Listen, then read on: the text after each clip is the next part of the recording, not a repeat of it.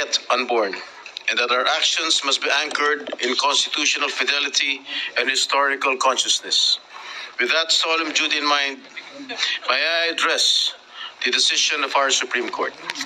Mr. President, the decision of the Supreme Court is very clear, that it left no...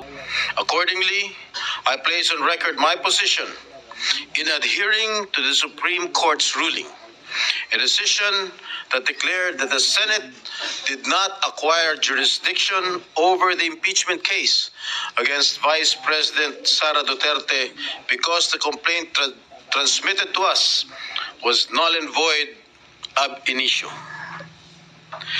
Bakit natin ipinipilit ang isang bagay na malinaw na wala sa ating kapangyarihan at walang jurisdiksyon ang Senado? Tapos na ang usapin.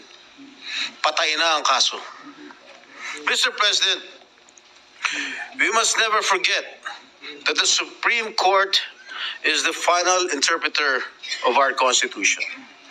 It is not merely one of three co-equal branches. It is the guardian of the rule of law. If we, the very makers of law, choose to defy its authoritative interpretation, then we commit an unforgivable assault on our democratic institutions, and we undoubtedly invite a constitutional crisis, a breakdown of checks and balances where anarchy replaces order and chaos becomes the norm. Mr. President, let us be clear. No one is above the law. Not the President, not the Vice President, not even the Senate when it sits as an impeachment court. The Constitution is not just an ordinary law. It is the supreme law of the land. And if we betray to serve political passions or popular sentiment, then we betray the Republic itself. The Integrated Bar of the Philippines, in a statement, said that defying the High Court's ruling would, in effect, erode the very foundations of the legal order. And I agree with this, Mr. President.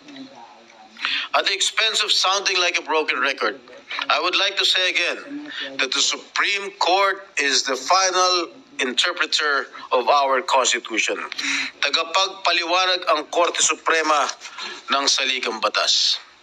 At kapag may hindi pagkakaintindihan kung paano dapat ipatupad o nawain ng batas, kabilang ang proseso ng impeachment, ang interpretasyon ng kataas-taasang hukuman ang siyang mananaig. Kaya naman